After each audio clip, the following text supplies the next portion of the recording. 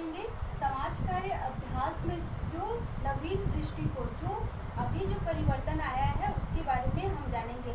कोई भी व्यवसाय में जब भी कभी परिवर्तन आता है तो उसमें नया नया चीज आता है। क्यों नया नया चीज आता है? क्योंकि उसको आकर्षित बनाया जा सके। और परिवर्तन क्या है? सृष्टि का नियम है। अगर परिवर्तित होता रहेगा तो क्या है, हम बहुत अच्छे से चल सकते हैं। समाज कार्य में क्या क्या नया नया परिवर्तन आया है उसको जानने के लिए हम देखेंगे। पहला जो परिवर्तन आया है, सुस्पष्ट लक्ष्य को पाने के उपाय के रूप में इसकी जो पूर्ववर्ती अवस्था तथा संतुलन को सचेतन परिवर्तित करता है। इसमें क्या है? सुस्पष्ट लक्ष्य, जैसे कि हमें बताया गया है कि सुस्पष्ट लक्ष्य क्या क्या हो सकता है। जैसे हम एक क्षेत्र ले लेते हैं, जैसे कि बाल विकास ले लेते हैं। बाल विकास के लिए हमको सबसे ज़्यादा ज़रूरत क्या क्या चीज़ की पड़ती है?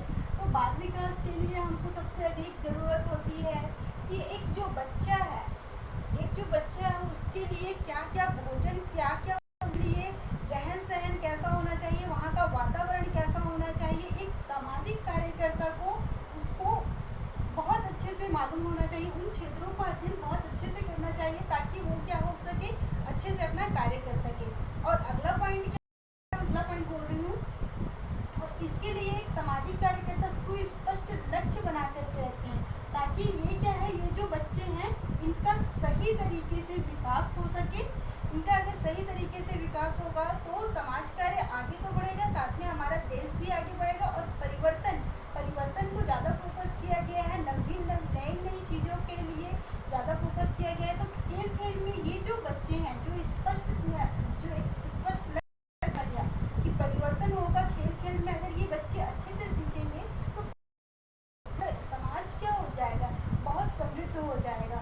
तो ये सुस्पष्ट लक्ष्य को बनाया जाता है, जबकि पहले ऐसा नहीं था। स्पष्ट लक्ष्यों को नहीं रखा जाता था, अपनी इच्छा से स्वयं से ये कार्य किए जाते थे। ठीक है, आगे देखेंगे।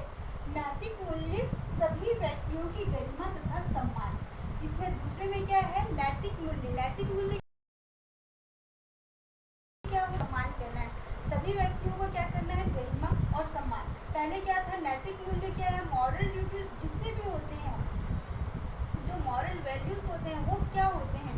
एक समाज को अच्छी तरह से सहजता से कार्य करने में मदद करते हैं। जैसे ये हमारा समाज है, कोई भी समाज है तो उसमें नैतिक मूल्य क्या क्या होते हैं? जैसे सभी का आदर करना, चाहे वो किसी भी पद पर हो, सभी को समान वेतन देना, चाहे वो किसी भी पद पे हो। ये सब क्या है? एक सामाजिक कार्यकर्ता जो समाज कार्य कर रहे हैं उनको ये सब का ज्ञान होना बहुत जरूरी है, तभी वो क्या है, समाज में अच्छे से कार्य कर सकते हैं। और तभी वो एक सामाजिक कार्यकर्ता जो है अच्छे से एक सामाजिक कार्यकर्ता कहला सकते हैं, अपने पद का अच्छे से निर्वहन कर सकते हैं। सभी की गरिमा का सम्मान करना, सभी को सम्मान देना है। ये नहीं कि कोई छोटा है बड़ा है, इन सब चीज़ों को नहीं देखना है और सबका सम्मान करके समाज को आगे बढ़ाना है। ठीक है, अब यहाँ तीसरे पॉइंट पे क्या है? सहज प्रवृत्ति, लोकोपकारी क्या होता है? जो लोक सेवा होते हैं, जैसे गरीब, दरिद्र, असहाय लोग, जैसे अपंग होते हैं, उनकी क्या है? सहायता की जाती है। पर पहले क्या होता था? उनकी सहायता ऐसे ही कर दिया जाता था। पर आज के युग में क्या है? समाज हमारा समृद्ध हो गया है, तो एक सामाजिक कार्यकर्ता क्या है?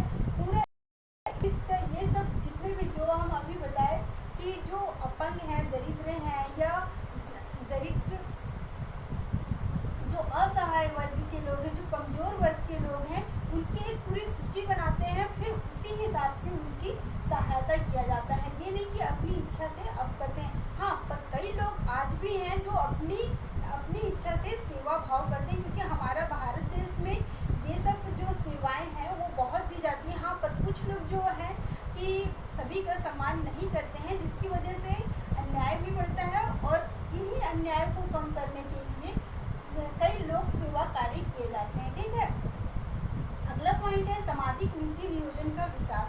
देखिए, जब भी हम जैसे सामाजिक नीति नियोजन का विकास, जैसे कि अभी बाल विकास के बारे में, समाज के विकास के लिए क्या क्या जरूरी है, तो इसके लिए कई नीतियाँ बनाई जाती हैं जो क्योंकि सामाजिक कार्यकर्ता क्या है, जब भी कभी वो अनुसंधान करते हैं तो सामाजिक नीति जब भी हमारे देश में बनता है, कहीं पास भी बनता है, नियोजन बनता है, प्लानिंग की जाती है, तो कैसे बनता है, पूरा एक डाटा दिया जाता है, उसी के हिसाब से जितना भी है स्रोत करके एक पूरा एक अनुसूची, एक शेड्यूल पूरा तैयार करके दिया जाता है। तभी हम क्या करते हैं, नीतियाँ और नियोजन को बनाते हैं और उसका विकास करते हैं। जैसे कि अभी नई शिक्षा नीति आया है, तो नई शिक्षा नीति में कई परिवर्तन, कई अच्छी चीज़ें भी हैं और कई खराब चीज़ें भी हैं।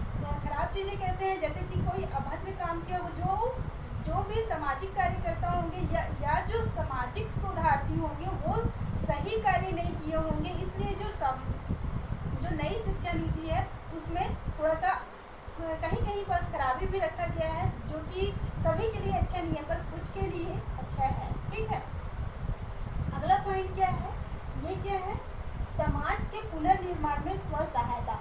समाज का कैसे विकास करना है, तो एक सामाजिक कार्यकर्ता उसके पुनर्निर्माण में अपनी सहायता स्वयं देता है। वो अपनी समृद्धि करके, अपनी ईमानदारी का पालन करके समाज के सभी वर्गों के कल्याण के लिए कई कार्य करते हैं, ताकि एक सभ्य समाज का निर्माण हो सके और समाज वो जो है वो सहजता से चल सके। ठीक है, फिर अगला पॉइंट है असमानता, अन्याय का पता लगाना। जहाँ कहीं भी, जैसे कि बहुत सारे कारखाना में या फिर कहीं पर भी ऐसे कई जगह ऑफिस वगैरह होते हैं जहाँ पर असमान व्यवहार किए जाते हैं, और उसमें भी उसका क्या करते हैं, ये जो सामाजिक कार्यकर्ता है उसका पता लगाते हैं और उसको ठीक करने के लिए पूरी कोशिश करते हैं। पूरी कोशिश, जो अधिनियम है उसको सहजता से पालन करने के लिए जो वहाँ के कर्मचारी हैं और जो उनके बॉस हैं उनको ये बताते हैं जाकर के। और अगर ये ऐसा नहीं करते हैं तो समाज में अन्याय बढ़ेगा, जिसका नुकसान पूरे समाज को देखना पड़ेगा। तो इसलिए ये पूरे हिम्मत दिला करके जो सामाजिक कार्यकर्ता होते हैं उनकी सहायता करते हैं। ठीक है, फिर इसमें लास्ट पॉइंट है गैर सरकारी संगठन। जो भी एनजीओस वगैरह होते हैं उनका क्या काम रहता है कि अपनी तरफ से वो क्या क्या सहायता कर सकते हैं। जैसे कि अभी तो बहुत सारे जो एनजीओस होते हैं वो फर्जी काम भी बहुत करते हैं, जिसकी वजह से लोग इन पर विश्वास नहीं करते। पर कुछ मात्रा में कुछ एनजीओस ऐसे होते हैं कि जो सभी की सहायता करते हैं, ताकि क्या हो सके, सबका भला हो सके। मैं उम्मीद करती हूँ कि